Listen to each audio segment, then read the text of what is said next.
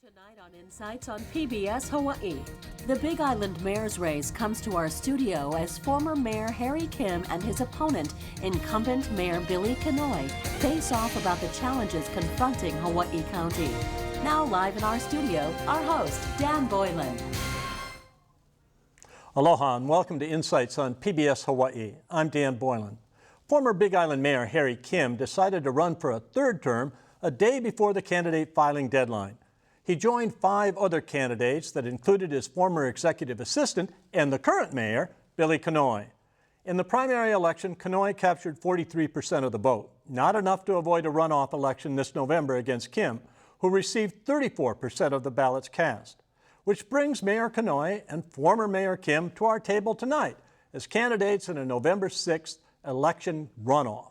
Hawaii Island has a unique set of challenges, and the candidates agree on some of the solutions and disagree on others. And dealing with them is going to be a challenge for whoever wins.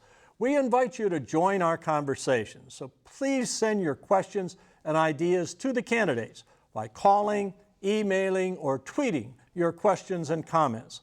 Or you can join our live blog. The contact information you now see on your screen will be shown regularly throughout the program. We also want to remind you that Insights is live on both your television and computer screens. It's streaming on our website right now at pbshawaii.org. This program will also be posted online. Now to the candidates for Hawaii County Mayor. Harry Kim served as mayor of Hawaii County for 2 terms, from 2000 to 2008. He was prevented by law from serving further consecutive terms. Prior to elected office, Harry was the director of Hawaii's County Civil Defense Agency for 16 years. Incumbent Billy Kenoi is now serving his first term in office as mayor of Hawaii County. Prior to his election in 2008, he was the executive assistant to Hawaii Mayor Harry Kim. This is all very incestuous. Mayor Kenoi is an attorney and a former deputy public defender. Now, Harry Kim, I want to know, when did you lose faith in this young man and say that he's not doing a good job as mayor and I better get into this race and oust him? What was it that made you decide to take him out? First of all, it's 24 years at civil defense instead of 16, Sorry. but that's that. Sorry. But in regards to that, because that's a very good question, but it's not a matter of losing faith in Mr. Kenoi, and it's a matter of certain issues that we differ on. If I were to boil it down in just a few words, it was the element of actions taken or not taken in regards to home rule. That's a very important issue with me. We developed the community development plan process and principles in regards to how government should relate to people based on home rule, based on community input. And when I saw a deviation in regards to understanding it, embracing it, that was a factor. Other factors was actions not taken or taken in regards to home rule events, whether it be of the Act 55, of no action taken or no position given, or Act 97, no position taken or given, and the element Now, of... these 2 bills were, remind me what those 2 bills are. Act 55, as you know, is the element of conservation lands, private corporation. Act 97 was the element of taking away all subzones in regards to geothermal and allowing the state literally to become a subzone without permit for exploratory geothermal drilling. But the issue is not geothermal. What they did was take away the county government's role in the geothermal permitting process. And the third element that convinced me that this is the right thing to do because the difference was so great. And notice none of this is specific budget issues or any specific issues that will have differences no matter who is mayor. The third one surprised me a lot when the state and the county collectively went to the Department of Health and Environmental Commission and sent in a request of amendment to eliminate EIS requirement for exploratory geothermal drilling. I think that, I explained this to the governor, and I would say this. The governor gave me a privilege of talking to him to express why I was upset. And I told Governor Abercrombie, and I told him the following. I was upset. I was surprised and disappointed in the position the government is taking in regards to Hawaii County of taking away home rule. Those were the issues. And if you look at it, it's not a matter of right or wrong. It's a matter of different positions. Billy, turn this on its head. This is a former coach of yours, right? This is a mentor of yours. Yep. This is a guy who brought you into county government. And you were with him for eight years? 7. 7 years? Close. Yep. Does it cause you to doubt yourself at all that this mentor is basically trying to run you out of office? Absolutely not. You know, I have a lot of respect for Harry. I've known him since I was 8 years old as my football coach. But the issues that he just enumerated were legislative bills that were signed by the governor. It wasn't enacted by the county. It wasn't driven by the county. I know Harry made his decision to enter the race. It surprised all of us. You know, he jumped in on the last day before filing deadline. But it doesn't allow us to lose faith in our accomplishments and achievements. When we ran 4 years ago, we focused on a couple things that were important to the people of the island of Hawaii. One was fairness and equity. 4 years ago, people were clamoring for 2 county governments. People wanted to pull apart county government. So we made a concerted effort to be in West Hawaii every week, to move half of our cabinet for the first time ever to West Hawaii to bring the island together. Another was fiscal responsibility, focused on reducing both the size and cost of government while maintaining critical government services. And through 4 of the toughest years that the county of Hawaii has faced, we've maintained those critical services to the most vulnerable in our community. And finally, people wanted to get things done. They wanted the government to get things done on time, on budget. So we're very proud of that. Me and Harry have been through many debates throughout the island, from Kohala to Hilo and Kona. Always have respectful words for him. I'm not running against him. We're running for Hawaii Island. But, you know, it is my football coach. It is a mentor and a friend. But, you know, our focus is on Hawaii Island and Hawaii's future. Why? I mean, this is a guy you had faith in, that you hired, that worked for you for 7 years, a pretty high position. I don't know whether you supported him when he was elected 4 years ago. Why didn't you just go and make your complaints to him and let the young man keep going? The element of 55, as you know, legislature was passed last year. Finding out about it and reviewing testimony, who made testimony, did not make testimony. I was surprised that the county government did not make any testimony. Act 97, which was passed this past year and signed by the governor, same thing. I was very surprised, especially after the planning department administration was notified of our concern. And no testimony made. Yes, these were state acts, state legislative acts, but the county government always have to look out for the interests of county government. I don't care what element of federal or state government, and you make input or positions known. And if it's important enough, you go and testify. Or you try to influence legislature of why this is negative for Hawaii County. The third element that I mentioned was in regards to when the county government with the state government joined hands and went to the Environmental Commission and the Department of Health, and both testified for the exemption to exempt geothermal from all EIS in exploratory drilling. That was a county move. And in regards to why didn't I talk to him? Truthfully, the first 2 was mute. The second one, his chairman of a geothermal advisory committee was there testifying. Well, it's again, hearing about the reasons why Harry ran was for the first time at a public forum. It wasn't a phone call or a letter or a communication. But I respect Harry's position for running. But our position is that we've always protected our county. Hawaii Island has had no adverse impact in these last 4 years on any project proposed for Hawaii Island. I tell people we're born and raised on Hawaii Island. I raised my 3 children there. We look out for families. We look out for our seniors, and we look out for our community. Clearly, there's some differences on a few pieces of legislation passed by the state. People in the geothermal working group who are community citizens who want to propose and expand cheaper, renewable, safe energy, including geothermal for Hawaii. That was their position. Completely respect that. But we're very proud of what we've done, and we're very proud of what we've accomplished. And so we're just respectfully going into the communities. I mean, Harry has his position on that matter, and we would have welcomed a conversation, would have welcomed an opportunity to discuss the issue and how we can maybe alleviate and mitigate. But, you know, next thing you know, it was a campaign and a candidacy, and here we are today.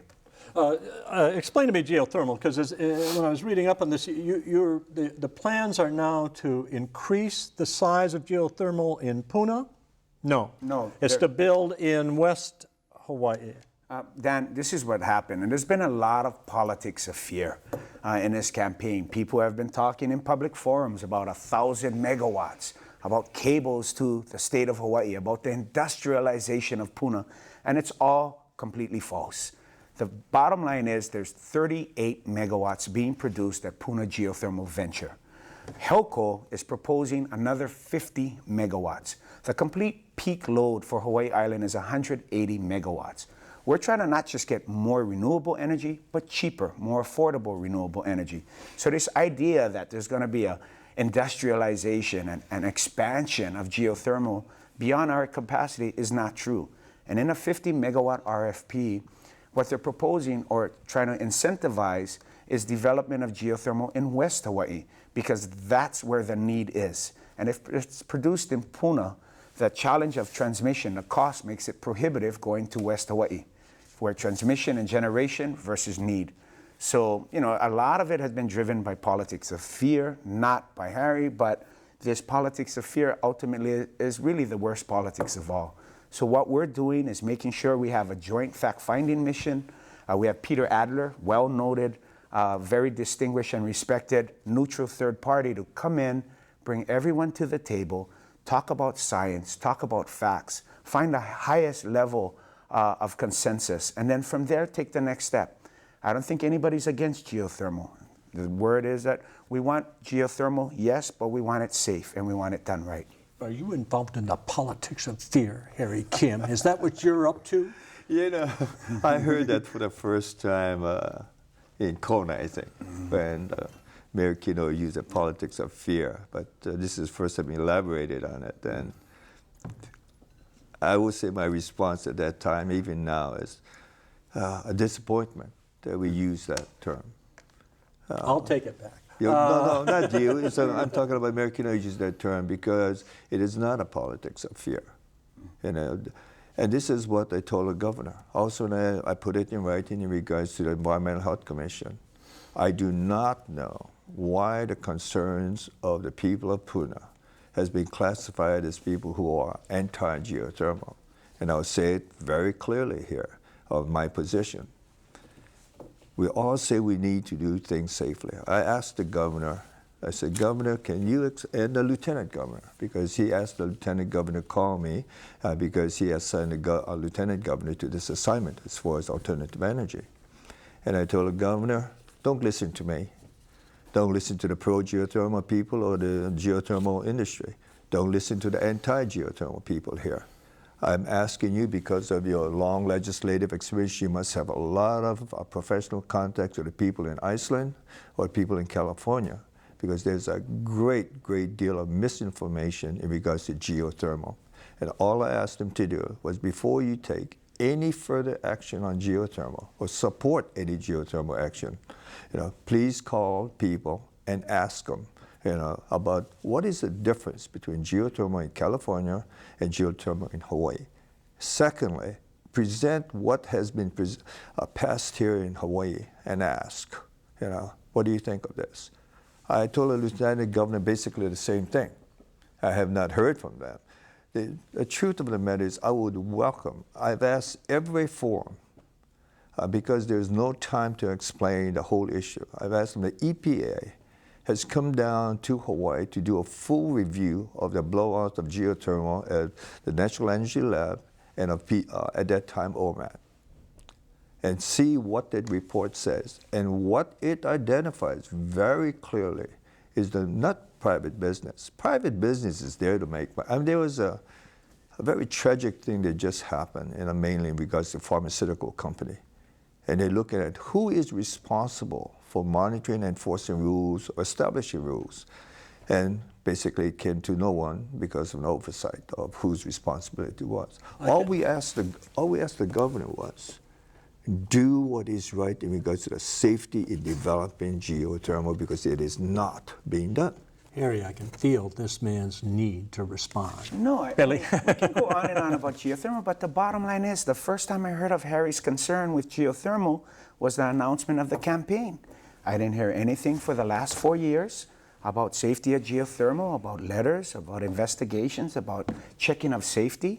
The blowout was in 1991, 21 years ago, you know, and I didn't hear about it in the last 7 years before. In the last decade, Harry, where was the position or your position on geothermal, your concern, your letter, your investigation? You were mayor or civil defense. This issue just came up in May and June. So it's important. I think it's going to require everybody's cooperation and collaboration, and we all have to work together because we're 2,500 miles from anywhere else in the world. We recognize that renewable energy is the key to our future. But we have to talk about science, we have to talk about health and safety, and we have to ultimately work together on it. Can you feel me boiling to respond? Boiling. Yeah. Can I respond? Yeah, but I'm going to get No, off. I really need to respond to this. Okay, let me ask one thing very quickly, though, just a yes or no. I am correct in saying that, from what I read, that both of you support geothermal development. Absolutely. Correct. The difference is that you're concerned that there be better safety. You want more guarantees of safety in the development. All I want is for us to do our job, which we're not doing, and let me respond to Mr. Kenoi in regards to what he said, because he is absolutely wrong. This is what I've been asking for. That report, which was concluded by EPA, which investigated the blowout in the year of 1991, demonstrated and showed in writing what was wrong with the system here. Not the failure of PGV or OMET at the time, but the failure of government to do its job.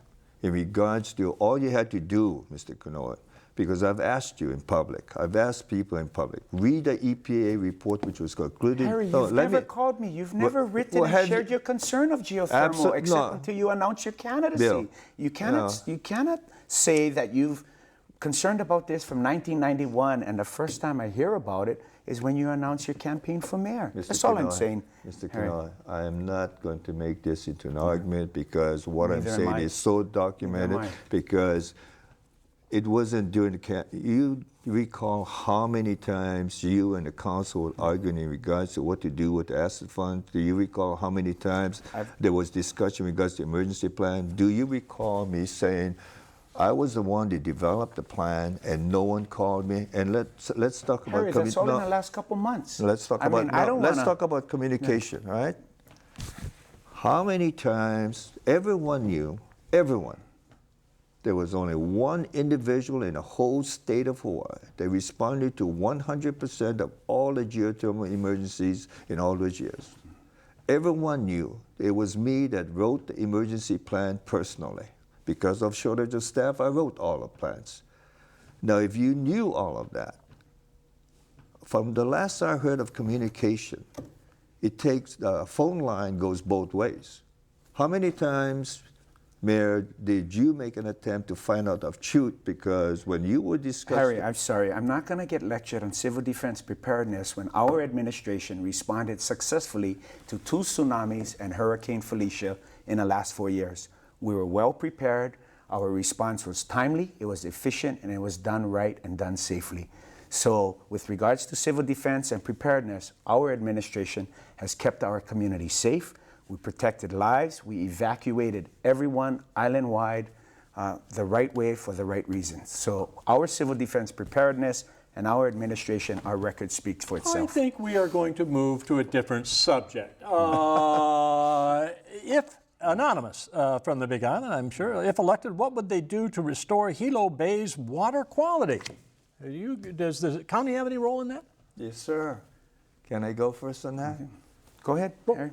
Everybody has dreams and visions of things they'd like to do. Mayor Kenoi, I think, identified real good that we have core responsibilities that we all have to do by law in regards to police, fire, roadways, water, and those things. Although water obviously semi-autonomous. When I was mayor, there were certain things that you dream about, and I think most Hilo people and the Association for Downtown supported it 100%, which is a rarity because 100% support, was to clean up Hilo Bay. And I called the Corps of Engineers in. That's a long history of what we did and why we did it, the pollution. But that is now a tremendous recreational area, especially of canoe and surfing. Not so much surfing as far as a type in Waikiki or elsewhere, but on stand-ups paddling. But I called the Corps of Engineers and said, this is a core project. This is a project that will cost a lot of money. Can I ask a favor? And I asked them, can you study the breakwater to see how you can maintain the safety of the harbor, but still improve water circulation? And they responded. They did a study, and the study was great. The study showed that 3 alternatives to improving circulation as far as changing the contour of the breakwater. And I'll never forget reading those words. They say, if this is done, the coral will return to Hilo Bay. If this is done, it will not be long before Hilo Bay will be cleaned out and you will see a large fish such as kala, swimming in the waters. And that is our role, to try to encourage federal government, Corps of Engineers, to see if they will take this on as a project. Have you done anything this past 4 years? There's been a lot of studies done. It's going to be a significant expenditure with regards to Army Corps of Engineers and federal funding. The Hilo Bay Advisory Group is working on it. They have recommendations, Dan, but those are, that is one of many needs around Hawaii Island that we have to address. That's going to take significant federal funding. It's not county funding that's going to make it happen, because it would have been done if it was that simple. It's a challenge that's going to require federal, state, and county working really well together to address. I was talking, introduced by talking about the unique problems on the Big Island, but there's one problem that's not particularly unique. We have it right here on this island as well, landfills. You guys have a landfill that's filled, or getting filled. Correct. So how do you deal with it? It seems to me that 4 years ago, when I moderated a panel over there, you guys were talking about landfills then. They've been talking about this for 20 years now. Why can't it Since be 1992, they've been talking about, for 20 years, integrated solid waste management plan. This is what we're going to do. 8 years went by, new administration, 8 more years of addressing solid waste.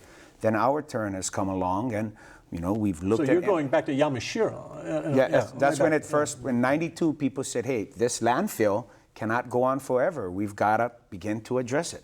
And the issues are we going to expand the Hilo landfill? But because of the high level of rainfall, presents unique, significant challenges. And because you have to address the leachate, or the water that runs through it, it's going to either require a wetlands, which isn't going to be allowed right next to the airport, or a wastewater treatment facility, which would be cost prohibitive. That leads you trucking to Pu'anahulu or trucking to West Hawaii, which is a very difficult and divisive issue. So that leaves us with our preferred alternative. Previously, they talked about waste to energy, $125 million proposal. But when we looked further at H-Power, what we have right here in Hawaii for 20 years in Honolulu. Yeah, and what they have here, they process 2,100 tons a day. We have 205 tons in East Hawaii generated daily, 332 tons in West Hawaii, for a total of 537 tons. But what they do at H-Power is phenomenal, because that 2,100 tons creates 57 megawatts of energy that powers 40,000 homes. And they process it at $91 a ton. We currently process our solid waste at $138 a ton. So it is efficient, it is effective, and it's proven here in Hawaii without any adverse impact on hospitality or on residents. Where do you put it? Do you put it in East Hawaii or in West Hawaii? We have the land available in East Hawaii. We could put it in West Hawaii. Of course, you wouldn't build 2 plants. No, you'd build one, because you'd have to consolidate for the purpose of economies of scale. So we should have one, and instead of burying it, instead of trucking it, what we can do and should do, and it's proven right here in Oahu, is to process it and create energy and use it as a commodity. I believe that's our future, and that's what we need to do going forward in the next few years. Where are you on that, Harry? Sounds good to me, but I don't know anything about it. You've been a mayor. I think every municipal government, every government that is a major problem or to do with their solid waste. Countries in Europe and even in Asia have taken the direction of no more landfills, a lot of them, or what goes into landfill incinerated waste. Of all the subjects, not of all the subjects, there are many subjects that I'm most proud of, which is documented in regards to what we do. I think we have to emphasize one important issue here that mayors are obligated to follow. That is the integrated solid waste management plan, which is mandated by the state in regards to what we do. When we came into the office in the year 2000, one of the things that surprises you are correspondences in regards to deadlines. And one of the deadlines was the Department of Health notified the County of Hawaii that your landfill is going to reach maximum capacity in the year 2003, near 2004, and you have to close it. We worked very fast with the Department of Health to see how we could extend it, and the people in the department did a great job. So at this point, I think we might have 6, 7 years, 8 years left. It just depends on how much goes in it. Now, in regards to what we did, the work of the Environmental Management Department was evaluated by his advisory board. We are very proud of what they did. Number one was to reduce what goes in a landfill. We increased recycling almost double in that 6-year period. But most important, they required the mayor's office and the county government administration to follow up on developing a waste to energy or any other element in regards to besides landfill. Mandated in there was no more landfills. And I solely believe in that. I've said it publicly many times. Landfills are the worst contaminant to this earth in regards to air, possible water, and obviously land. And we pursued it, and the waste to energy, the Williberry proposal won. We were 1 vote short of the council approving it. And I'm sad that it did not happen, but that's a council authority. Now, in regards to when Mayor Kenoi came in, take a look at the record of what was done in the past 4 years. Take a look at the record of what we did in our term. And I was surprised of his advisory board in regards saying, cease pursuing waste to energy. And it wasn't an advisory board, Harry. It was an integrated solid waste management plan that is done by consultants that are hired, and that's recommendations. And that's the plan I'm talking about. Integrated. Harry, if you had addressed this in the 8 years, then I wouldn't have had to wrestle it this past 4 years. And when you ran for re-election, you said, my #1 priority will be solving solid waste. And it hasn't been solved for the last 20 years, and it falls to our administration, and we accept responsibility for it. And we're confident because we've proven that we can get projects done on time, on budget, like the Anakeho-Kalole Highway that required a lot of different parties to come together to solve complex problems. So we believe we're perfectly positioned going forward to implement and finally solve the solid waste issues for the County of Hawaii. It seems to me it is almost by definition a difficult issue because of the size of the place. Every time I come to the Big Island, I'm knocked over again by how big it is. Absolutely. From what I hear, here's one of your fans, I guess it's a review area, I'm not sure. When you left office in 2008, our island community was divided with people calling for 2 counties. Mayor Kenoi placed key members of his cabinet in East Hawaii, which is 100 miles from Hilo, and has stopped all talk about 2 counties despite huge budget cuts. How is Harry Kim going to keep West Hawaii connected with government if he locks cabinet-level decision makers into their offices in Hilo? Well, I don't know whether you do that, but there's a side of me that as a humanitarian doesn't think whoever is the mayor should be going back and forth the way you guys do. That place is too big. Why don't we have 2 counties over there? Why not? Can I answer that? Sure. First of all, I'll let him go and I'll jump in. The first part of the question in regards to a lot of discussion of East and West. And primarily that took place of Kona because of a great dissatisfaction of infrastructure development needs for the west side. Roads. And not only roads, a place. They didn't even have any place of, let's say, a government county structure in regards to this is a county government because all we were doing was renting whatever was available. I think one of the projects that was accomplished, and Mayor Kenoi has to admit to this, was a great accomplishment, supported by the council, was the West Hawaii Civic Center. I don't believe that the discontent of the county government, of having two county governments, was in regards to because of management style. It was a discontent because of the services delivered. I believe that a lot of the talk of discontent, Mayor Kenoi knows that most of all the projects were started in the years of 2000 to 2008 in regards to roads, civic center. 100% of the roads built, connector roads, planning policies in regards to West Hawaii and the island was developed during this period. And because, in all fairness, the administration before us, a tremendous growth, but shortage of revenues. And we were fortunate that when we came into the office, there was a tremendous growth in regards to revenues. Unfortunately, at the expense of property owners because of the inflation of property value. But in regards to the satisfying or meeting the needs, a lot of it was met. And I think the issue here was servicing, not the element of where you place your personnel. Mayor Kenoi's got a look on his face that says he wants to respond. No, I mean, we've got time, right? We've got limited time. We got time. We had to address that. Dan, every meeting you went to, island-wide, people were extremely dissatisfied because they weren't able to connect with their government. They didn't see their department heads. And it was an issue of fairness and equity. If you live in Hilo, you go to 10 minutes, you can see the mayor or a department head. You live in Kona for that same meeting, you've got to drive 4 hours. That's not fair or equitable. I took an executive assistant position from Hilo, moved it to Kona. Took half my cabinet, the first director of Parks and Recreation in Kona, first director of housing in Kona, and we went down the line, planning, public works, human resources. And, the West Hawaii Civic Center started construction January 2009. Yes, it was passed, but it was a design-build project. It's not an issue of credit, but it was an issue of access, being available. 4 years ago, people wanted 2 counties, and we made a commitment. I would be in West Hawaii every single week. And all of our department heads who are living and working in East Hawaii, they work in West Hawaii every single week. Those who live and work in West Hawaii come to East Hawaii every single week.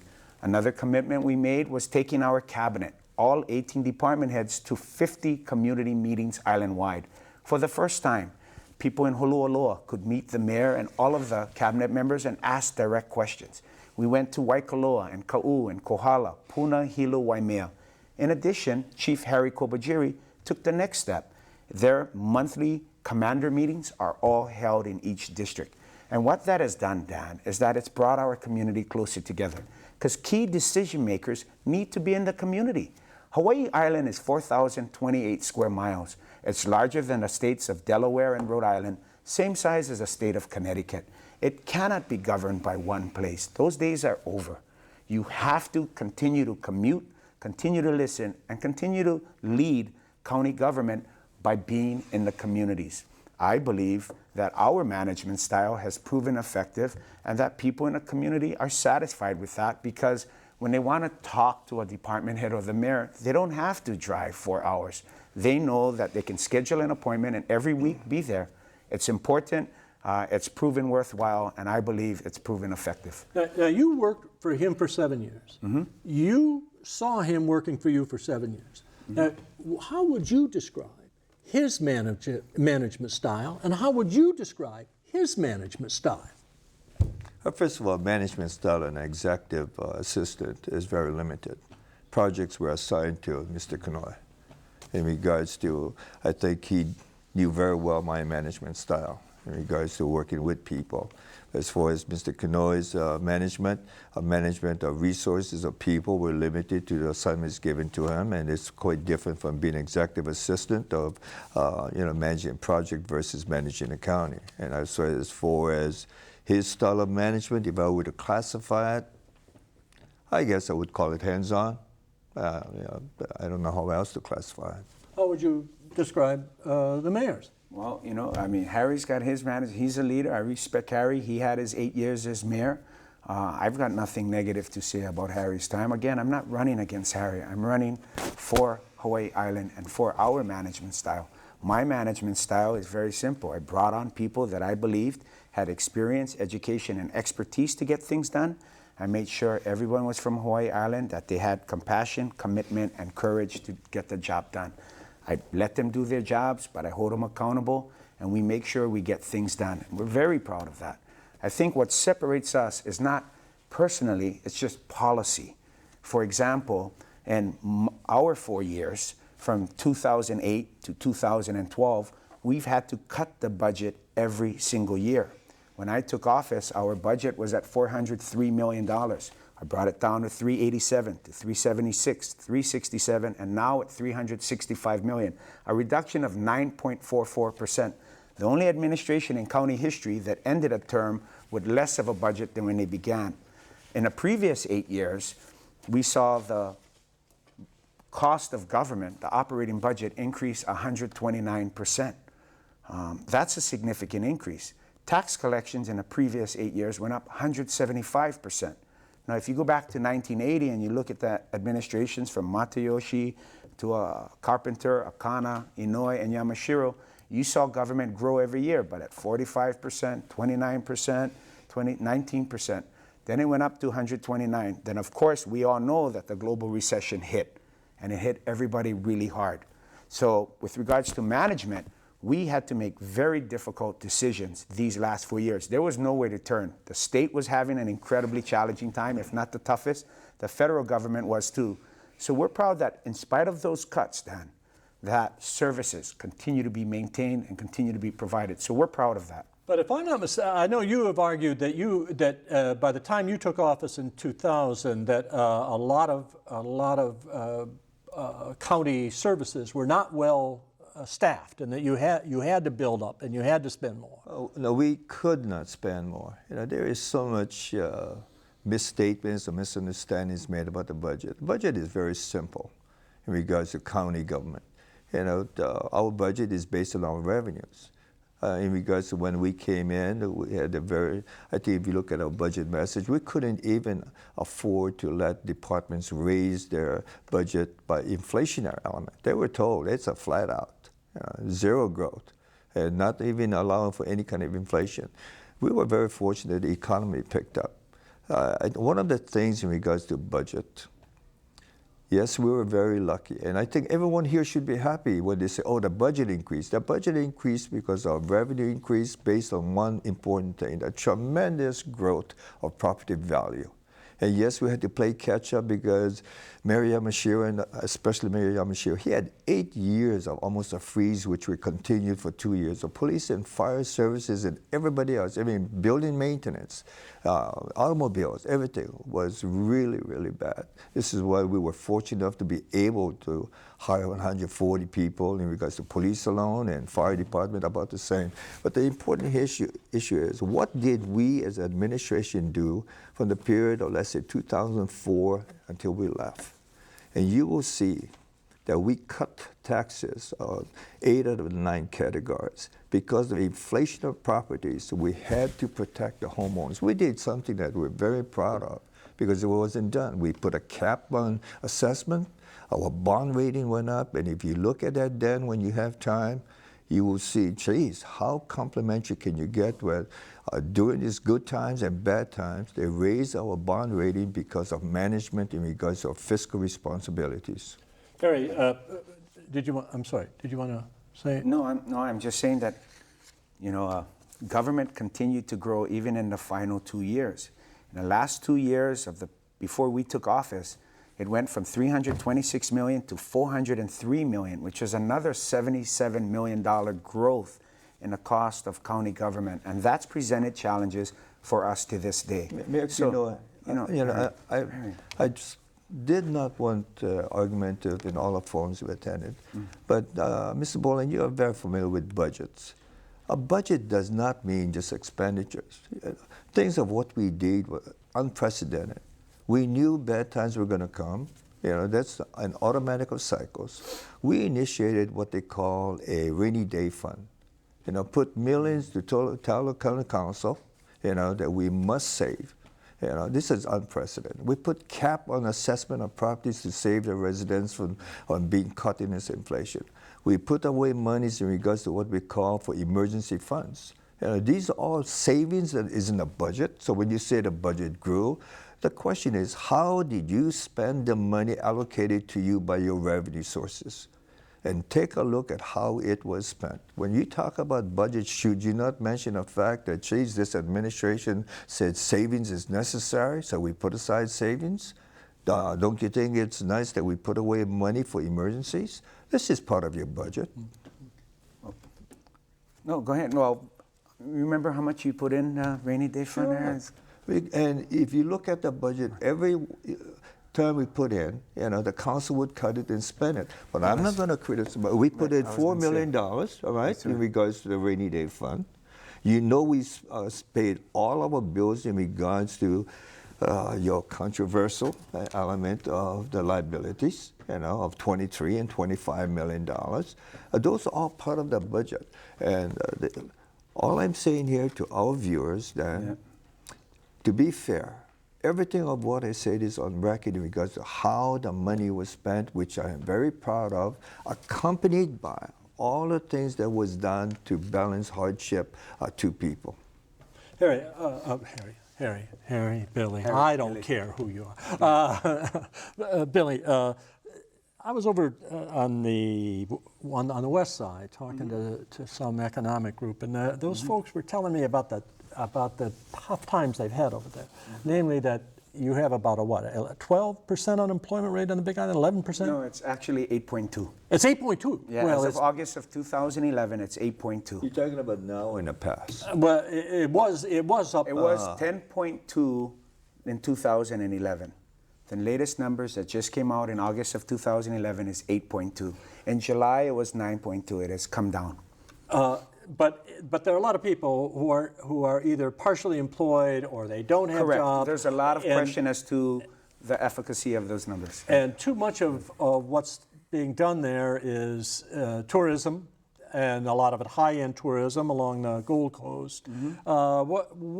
And everyone says, you know, the Big Island's got it all economically. It has so many opportunities. Why isn't there greater diversification? Why isn't there more stuff being developed? We've said, I've had a lot of people, yourself included, this man included, over the years sitting here telling me how great the Big Island was and what opportunities they are. And it still is. It's the well, future when did of they the become more than opportunities? Right now, Dan, I mean, going through the important sectors of the economy. And we've been very focused on job creation for the very simple fact that that's how we get our working families to help us create a healthy, safe community.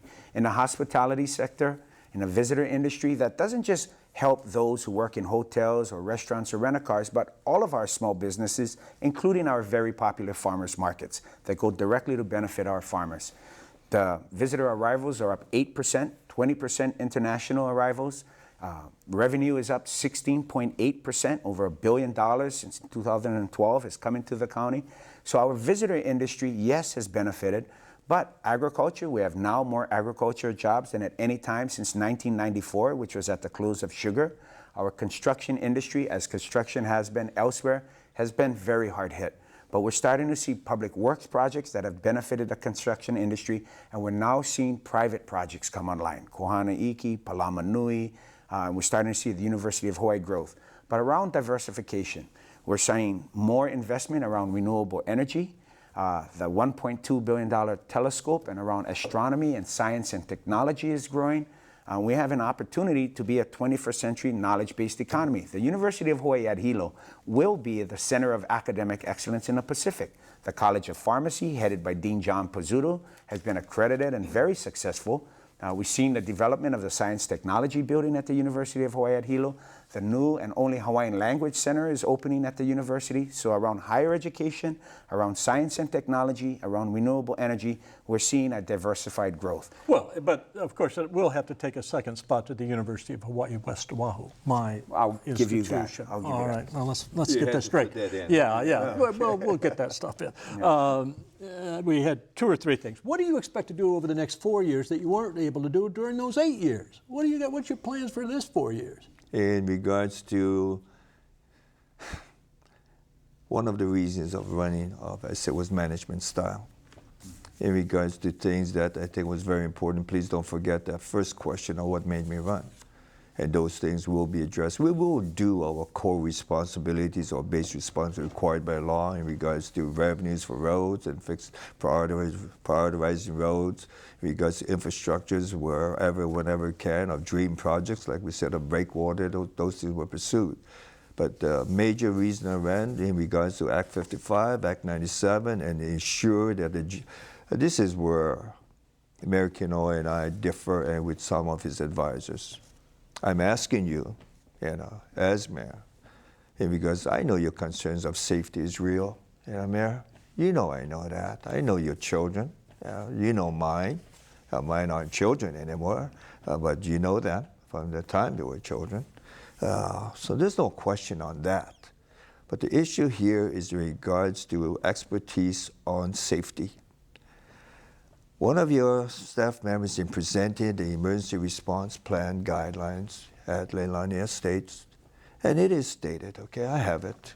It was pointed out to me because coincidentally, when I disapproved the emergency response plan, I disapproved the civil defense administrator. It was the mayor at that time that overrode me and said that they will take over in regards to response. I stated in writing that this plan is not approved because private business will never be in a position to dictate to government in regards to hazards and safety and actions taken to protect the public. And that's when, that's a third volume that I disapproved of geothermal. Harry, Wait, let me finish. The question was, what you going to do in the next four you haven't done I'm in going the to previous say, eight? Okay. I'm going to address those things in regards to the emergency response plan that should be developed. I'm going to make sure that when geothermal is developed, that we do it safely and we do it in regards to what the public expects us to do, to protect them. Take a look at your emergency plan when you stated, not you stated, but one of the people you took the lead on just said, or question was asked, who will be the incident commander? Do you know do you remember the response? The response was PGV. That counters It was a technical question as to on-site information. You cannot come there and they were talking about on-site. Harry, the question is, what is your plan for 4 years? I'm very proud. We had 2 tsunamis. We were the only administration to have 2 tsunami responses within 4 years. Was there any problem with those tsunami responses, Harry? Did our administration and our civil defense execute a first-class response and evacuation island-wide? I'll let the public respond to that. But Hurricane Felicia came for 1 week. We addressed the hurricane that bear down on Hawaii County. I'm trying to answer your question. Harry, I'm not going to sit here and go on and on about civil defense preparedness and our response, because Quince Mento, who served under both of us, has stated that our administration put in training, put in preparedness, and executed a first-class civil defense system. And I believe we have, and I believe we continue. All right, move off civil defense if you want, but why do you want another 4-year term? Somebody in here says they don't think you're even going to stick around. They say, is he going to stay around for 4 years, or is he going to run for another office? Dan, there is absolutely, I've never once uttered an ambition for any other office. I'm done after this term as mayor. I have 3 beautiful children that call Hawaii Island home. I feel privileged to be able to serve Honolulu, Pohiki, and Kona at Lyman's, no matter what swell is coming. My commitment is to the people of Hawaii Island. It's my home. It'll be my home for the rest of my life, and I am committed to fulfilling the next 4 years and continue to bring our island together. The last 4 years has been incredibly challenging, but we've come out of it great. Hawaii County, there's been no adverse impact. We've responded well in emergencies. Projects are getting done on time, on budget. We have excellent relationships at the federal level. We can go to Washington, D.C. and receive significant appropriations and support from our senior senator. We can come here at the state legislature. The last 4 years, when a transient accommodation tax was being threatened to take away from each of the counties, we were up here effectively lobbying and protecting the county of Hawaii and our resources. 51 representatives and 25 senators. We have the experience. We've proven that our leadership, our management, and our administration is one that brings communities together and get things done.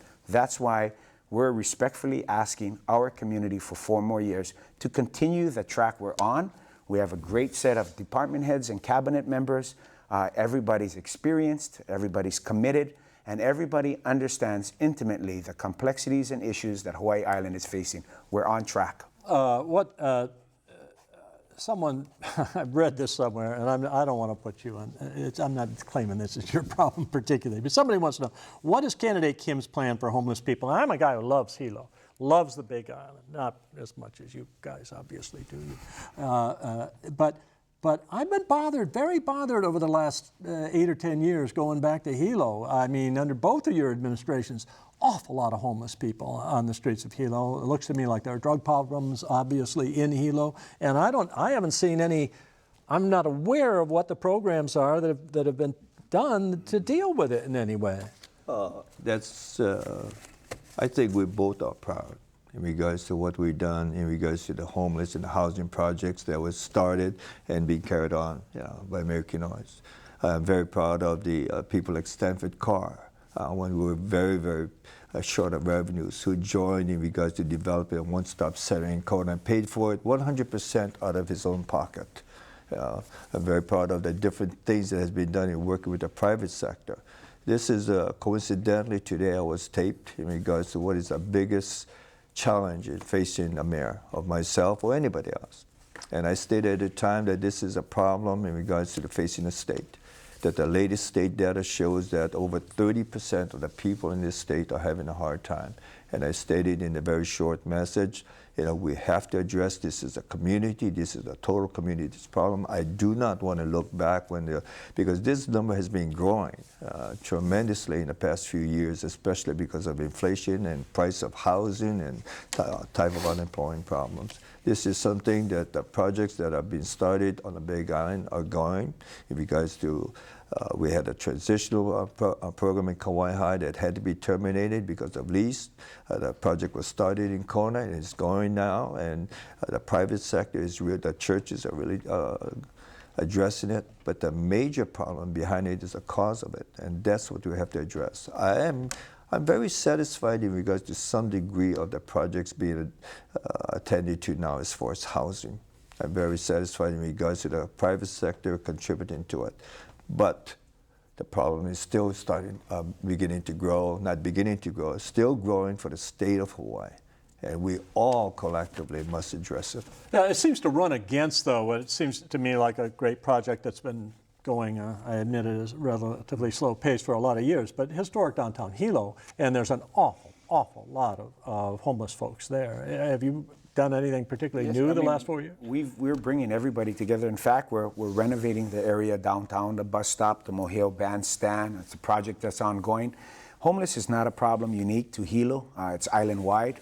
We're working in Kona as well as in Hilo. And it's a myriad of challenges that is part of the homeless situation. It's housing, it's transportation, it's providing vocational and educational training, it's addressing substance abuse and sometimes diagnosis issues with both mental health and substance abuse.